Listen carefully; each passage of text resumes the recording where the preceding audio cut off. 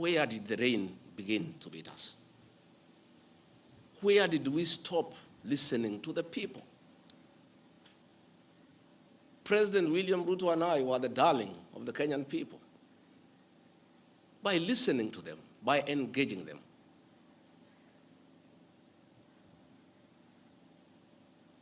And as a government, we have established institutions to ensure we not only listen to Kenyans, but also genuinely understand their concerns.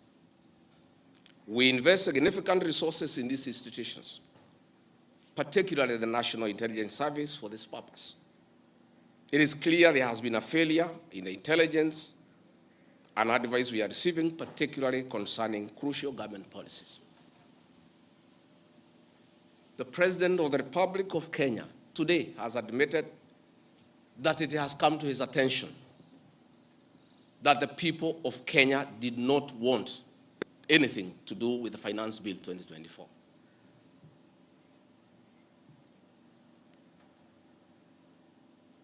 The President has now agreed that we need to listen to the people. And I sympathize with my boss, President William Ruto, because this information was not available to him. I know President William Ruto. Had he known 2 months ago that the people of Kenya did not want anything to do with the Finance Bill 2024, he would not have asked his parliamentary party to push it through. Yet, we have an organization paid by the public to give him and government such information. And that is where the problem is. We have a dysfunctional National Intelligence Service that has exposed the president, the government, and the people of Kenya. Had the National Intelligence Service briefed the president 2 months ago about how the people of Kenya feel about the Finance Bill 2024, so many Kenyans would not have died. Property would not have been destroyed. Offices would not have been touched. There would have been no mayhem. But they slept on the job. It had to take people to die, property to be destroyed, protests across the country for the president to know the truth of what the people of Kenya feel. Yet, there is an organization paid for by the public to brief the president and the government about the feeling of the Kenyan people. Officers of the National Intelligence Service, officers of the National Police Service have told me in confidence they did not get advance intelligence briefs about the magnitude of the protest in Eldoret, in Kericho, in Nairobi, in Githurai, in Embu, in Nyeri. Since independence, there has been protests around Parliament. Never have protesters invaded and gotten inside Parliament. Senior officers have told me in confidence they did not have an advance intelligence brief about the intensity of the protest so that they prepare in advance. The National Intelligence Service slept on the job. And the problem is simple. The Director General of the National Intelligence Service, Noordin Haji, was a junior officer in the National Intelligence Service before he was appointed as DPP. When he was appointed to the office of the Director General, because of inferiority complex, he chased away all the people who were senior to him when he was in the service, therefore crippling the capacity of that service and making it dysfunctional. 3 directors were chased away and reassigned to desk jobs in ministries across government. 13 assistant directors, men and women with proven track record of intelligence collection and analysis, were removed from the National Intelligence Service, leaving a shell under a clueless Director General who has no capacity to run the organization. And that is why the security sector was caught off guard by the intensity, the anger of the Kenyan people. the agitation of the Kenyan people, the resilience of the Kenyan people. Had Noordin Haji done his job, we will not be where we are today. He has no capacity. He is out of the country most of the time on business trips. The country is on its own. My boss, President William Ruto, is exposed. That he has to back down and admit that he has hurt the people of Kenya. Yet this matter has been in public domain for the last 2 months. I want to say that Noordin Haji must take responsibility for the deaths that occurred. He must take responsibility for the mayhem. He must take responsibility for failing President William Ruto. He must take responsibility for failing the government of the Republic of Kenya. He must take responsibility for failing the Kenyan nation by not doing his job and advising correctly. And he must do the honorable thing, not just take responsibility, but resign from that office and allow the president to pick a competent director general. I want to request President William Ruto to consider, as a matter of urgency, to recall the 3 directors who are removed from the service and the 13 assistant directors to come and help reconstruct the service and get sanity back to the National Intelligence Service to serve the president, the government, and the people of Kenya. President William Ruto deserves better. He deserves a director general who knows what he's doing. He deserves a National Intelligence Service that is effective and that can analyze situations and keep him and the government informed on what is going on.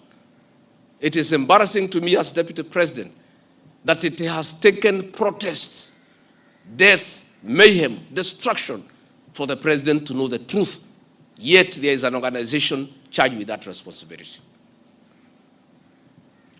I have publicly stated that under this administration, Kenyans are free to criticize the government without fear of reprisal and state agencies. This was a promise made by both the president and I when we were sworn in. I want to call upon overzealous heads of security agencies not to be tempted to use the criminal justice system to manage politics. Let us manage politics the conventional way, through reaching out, consensus, and concurrence. I am informed that members of parliament who voted no have already been targeted by the National Intelligence Service for harassment for their political stand. This is a promise the president and I gave to the people of Kenya, that never again shall we use the criminal justice system to manage politics. I want to say that the president and I gave a categorical promise to the people of Kenya that the issue of abductions and extrajudicial killings will never happen again. Sadly, this is back. It is unbelievable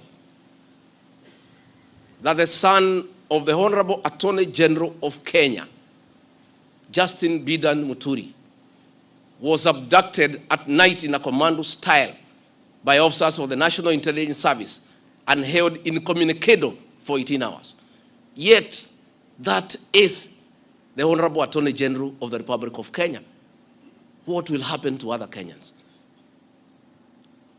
I want to ask our law enforcement agencies to dignify the president and I before the people of Kenya and not backtrack on the promises we made to the people of Kenya, that we shall never again use the criminal justice system to manage politics. Yesterday, Noordin Haji was trying to put up a team together to craft lies and propaganda and attribute the chaos that were in the country to leaders, I included, former President Uhuru Kenyatta and others. Yet it is very clear, and the president has admitted, that these protests were caused by the anger of the people of Kenya and their refusal of Finance Bill 2024. I want to call on the National Intelligence Service not to take us back to the dark old days of the Nyayo era, where you create propaganda and schemes to undermine leaders and those you don't agree with. I want to say in conclusion, this is a time for reflection and action. And we need to take immediate steps, as the president has guided, and I'm very happy, to engage the Generation Z. And I want to call that generation to tell us whom to engage, because they are leaderless, they are tribeless, they have no organizational structure, but we would like to engage the right people. There could be a temptation among some young people around us in government to pick some friends of theirs and attempt to bring them for discussion. So I want to challenge our young people and salute them for their courage and conviction and the love for their motherland to come up with a structure on how they can engage government in accordance with what President William Ruto has guided this afternoon. In view of the very wise decision by the president, in conformity with the wishes of the Kenyan people, to withdraw Finance Bill 2024 that was in contention, as Deputy President of the Republic of Kenya and a patriotic son of this country, I want to appeal to Generation Z to call off the protests for tomorrow, because their cry has been heard by the president. The president has accepted that there was an issue, there was a disconnect, and the president has done the right thing. And I think it's only fair that we call off the protest so that we don't have further loss of lives and destruction of property. It's an appeal that I've made as a father, as a parent, to our young children. We love you, we respect you. Please, I beseech you as your father, now that the president has given in and accepted to go with the wishes of the Kenyan people, please, my sons and daughters, I plead with you to save lives, to save bloodshed, to save loss of property and lives. My sons, my daughters, please make an announcement this evening and call off the protest. And then we can begin the process of truthful engagement with the Kenyan people. We can begin an honest conversation on how to work on our country. Finally, I want to ask the president and our government to consider a plan on how to help those families that lost their livelihoods as a result of lack of proper advice by the National Intelligence Service. All these things happened because of government failure. It should never happen. Let us see how to compensate those families, those who are dead. We help those who are in hospital with bills, and we help to bury them. Again, I want to ask Kenyans not to punish members of parliament for the stand that they took. A government is formed by a political party. Once a government has a program in parliament and decides it is good for the people, members of parliament from that party must toe the line. I don't want you to punish our members of parliament. They just did what is right in terms of our political formation.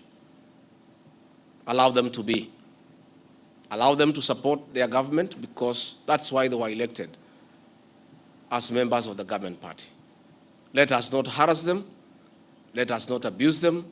Let us not attack their properties. They were just doing what the government wanted.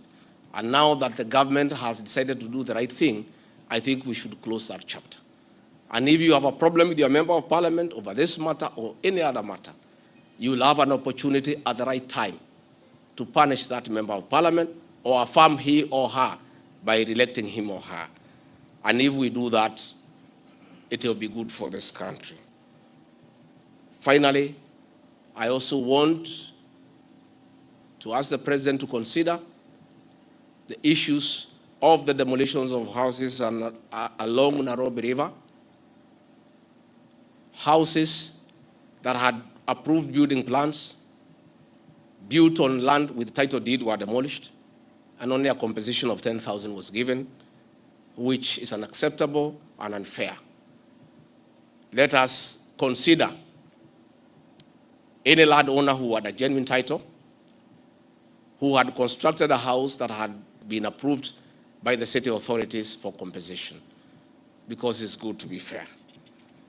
I really want to thank you and ask the people of Kenya to keep peace and to love one another. Now that this matter of Finance Bill 2024 has been settled, let us all go back to work. Let us be peaceful. Let us not be violent. Let us not talk at each other. Let's try to love one another. We have a beautiful country. We have no other country to run to. Let us not burn our country because of disagreements on issues. And I know as long as we keep on talking to each other, this country is going to places. As Deputy President and Principal Assistant to President William Ruto, again, I want to affirm to the people of Kenya that I will continue helping the President to discharge his duties in the management of the affairs of this country. I'll continue giving him proper and sound advice based on honesty and truth, because I'm the only Kenyan who took the Bible in Kasarani and swore before God and before man to advise President William Ruto. Many people have been very unhappy with me for saying things that are truthful, to a point of trying to isolate me because they didn't want me to say the truth. But I'll keep on saying the truth. I'll keep on being truthful and honest, because that is what the people of Kenya expect me to do. Thank you very much and good evening. Asanteni sana. Tumeshukuru sana. Thank you.